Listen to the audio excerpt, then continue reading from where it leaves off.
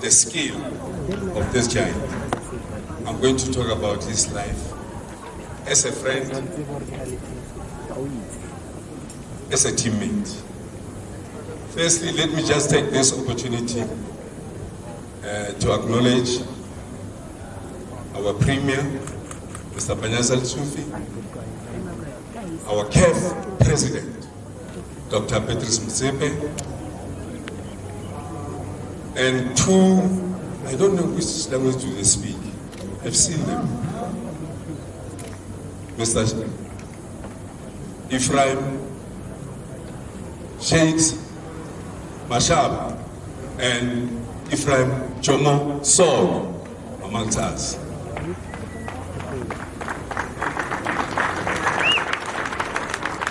In 1973, I don't know, some of you were there. I was a young boy by then, and then I joined this team, Pretoria Kelly's Football Club, from Mamelodi, Motherwell, Pretoria Black Bears. My wish, I was just heard about this man. My wish was that one day, I so wish I can see him close to me. I so wish I can play with him, but with God on my side. I did join Pretoria Kelly's in 1973, and I found this man. And the way he was playing, no one can say, I taught Masterpiece how to play football. It was just a God-given. It was just a God-given because this nowadays we don't have this type of players, especially in our country. This man, sometimes we used to forget that we are playing, we are his teammates because we are just watching him, dribbling all the players. And then we say to him, I was doing my job, you just come. I've never invited you. That was Masterpiece Moripe. And then, he makes everybody to love football. And then this is how he was. But I'm going to program director, I'm going to ask for an extra time because during my days when it's extra time, that's where I become a good player because I was fit. Yeah. And then this man, he was, you can't just say how does he do some of the things. And then I still remember that day we were with Edward Mudali. And then I think it was something like 4 or 5 years ago. And then Master Edward asked him, but Master, I've never seen you heading the ball. Did you ever score by heading the ball? He said, no, I've never done that. And then Edward said, why, Master? He said, no, I'm too different from other people. My head is not for heading football, it's for thinking. And then look at Malombo's head. That one is for heading. That was Masterpiece Moripe. And then, the social life, his social life. We need to talk about his social life. He was a good man. Handsome. Everybody, all the women used to love him. And then I say, he says to me, hey, this woman, but when one day I passed on, it's one say, the premier, a Lord no give you the pay. And no, no, serious. Now, so far, take it easy. The one that I know around here, I think there are more than 10. Yes, it's true. And the other day I was sitting with him at his place, and then this car was passing, and we see these white people, and he says to me, hey, watch out, Lumbis, watch out. I say, what? He said, hey, I thought these people are Chinese. I said, no, if they're Chinese, why?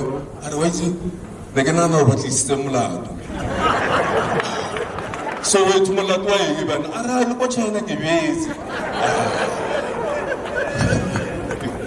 This man was the first black player to play in Hong Kong. And then I said to him, how did you play? And especially during those days, because you don't know Chinese. How did you play? I don't know. My fit, make me to play. And of which he did. The best player you can ever had, Lucas Masterpieces Moripe. To the Moripe's family, you are not alone. You must know that this man, he was an entertainer. So everybody wanted to see him. That's why he had all this sort of name. Mr. Peterson, the author of his book, I think there are certain, we need to have another chapter of that book. Because some of the things that he wrote, very good, but they are not enough, as we know him. So, ladies and gentlemen, it is, we need to accept that, sometimes in life, men and women in this world, men and women, they will come and go. Some, they will live forever. Some, they will leave their name, they'll perish forever, and without, leaving their names behind. But with Lucas Masterpiece Moripe, he has done everything. He has run his race, he was fought his fight, and then he was the best runner in everything that he was doing. So I just want to say to everyone that Moripe, Robala, Kapucho, Yagaboteima, we with our Hopola, Lechaba, Umme, Subela, with our Mudipilotari, Yalewo. I play for Transvaal Blackbirds, as I mentioned, and then from there I play for this best team, Pretoria Caddies Football Club, and then after Pretoria Caddies Football Club, I play for Kaiser Chiefs Football Club. That's where I spend most of my career. I play for Kaiser Chiefs something like 18 years, and then after that I play for Malombo Sundown. That's where I retired. As a professional. You're back here in your hometown, this those markets, where your football has came to an end.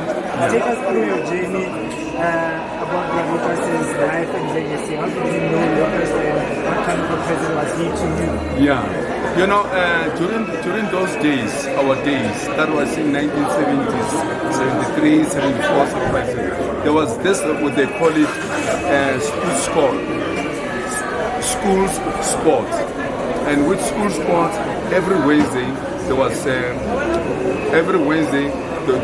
this competition of Coca-Cola, Pepsi, school sport.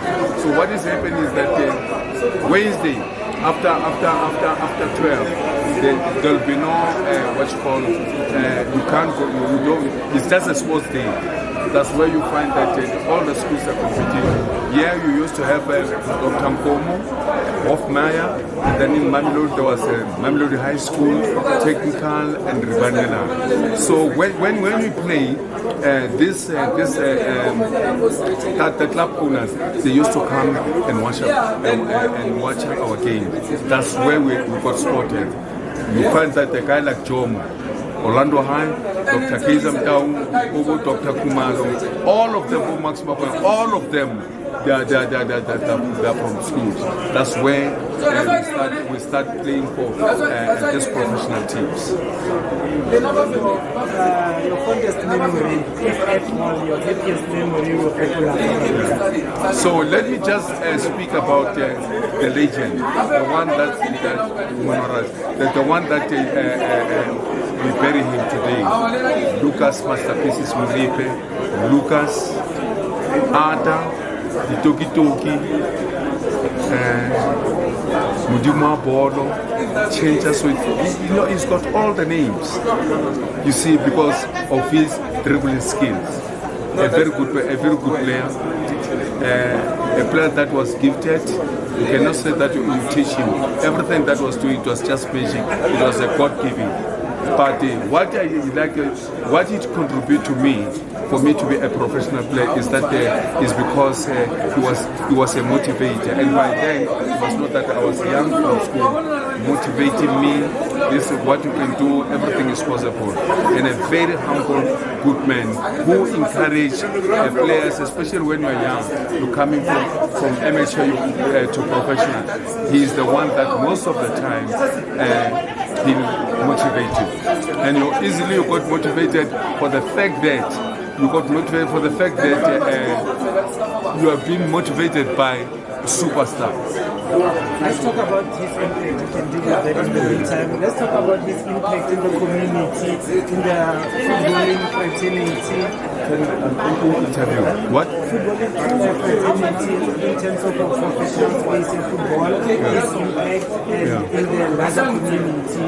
From Batman